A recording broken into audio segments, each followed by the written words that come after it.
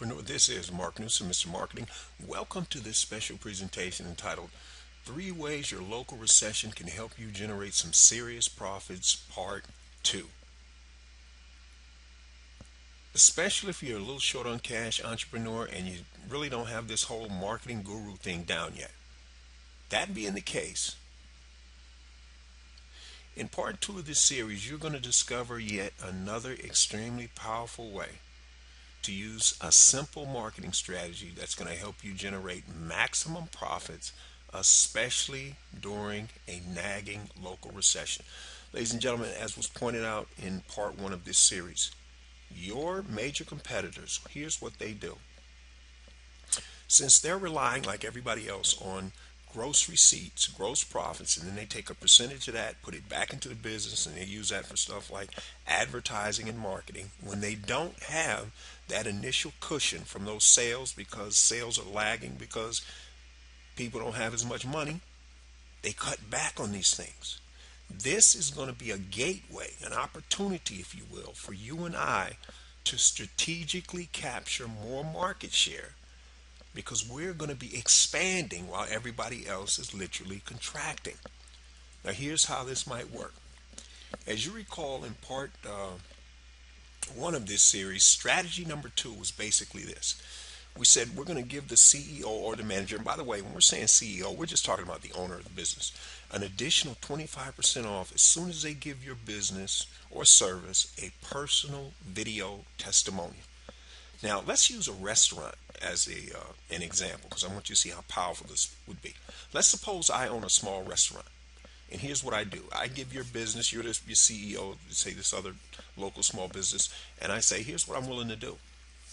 I give you 25% off for life once you give me this video testimonial, and the other condition is you personally introduce me to at least 3 other small businesses or service providers that are non-competing with my business. Now, to take this to another level, here's what I'm also willing to do, Mr. Small Business Owner. I will give you a monthly credit of $75, and you can come to my restaurant, and the first $75 is on me. You pay anything above that. So if your bill comes out to $125, you're personally responsible for the $50. But here's the point. Once a month, if these people are willing to give you a video, or in this case me, a video testimonial, obviously they believe in my product, in this case my restaurant, correct? If they come in once a month, and they'll probably start to bring people with them, they are systematically and strategically exposing other people to my business for literally pennies on the dollar. Ladies and gentlemen, personal endorsement, as you well know, is extremely powerful. They're eating there, now they're telling their friends to come there. And here's the other thing. You might find out if they give any offline meetings, off-site meetings. If they do, say in my case, I would volunteer and say, hey, I have an extra room over here. You can use it to give your meetings. And it's 2 ways you can use it. Number 1, you can have the room rented, for the day, or, a few hours, literally, at cost. Or you can have the room free, provided every time you give one of these meetings, you just pay for your own food, and we'll give you a slight discount on that as well. But here's the other thing. As long as I can offer your guests a 20% first-time customer only bounce back coupon, as long as I can do that every time you want to come and give these meetings, you're free to give them as often as you want. Now stop and think about what happens. Companies get used to bringing people in, their employees or whoever they're meeting with, and these people get a chance to start sampling your restaurant. You didn't have to advertise for them. And we're talking about small business owners, ladies and gentlemen. Who do you think they know? They say the average person knows at least 250 people. Who do you think the average small business owner knows in terms of other power players? Think about that.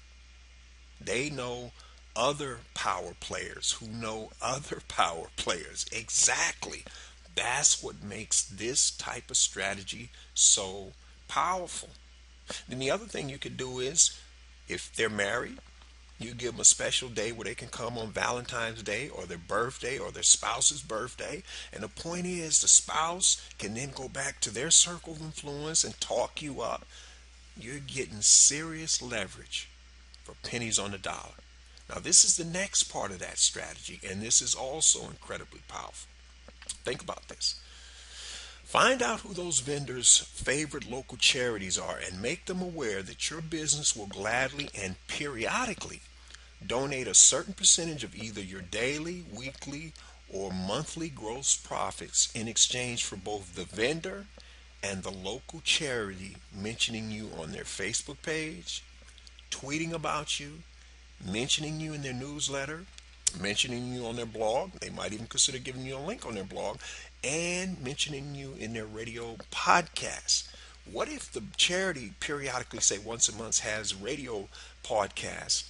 They might invite you on as a guest, and then they can make I'm saying the charities now, can make their members aware that, hey, 2 days out of the month, in other words, one weekend every month, if you go to Mark's restaurant, he donates 10, 12%, whatever, back to the charity.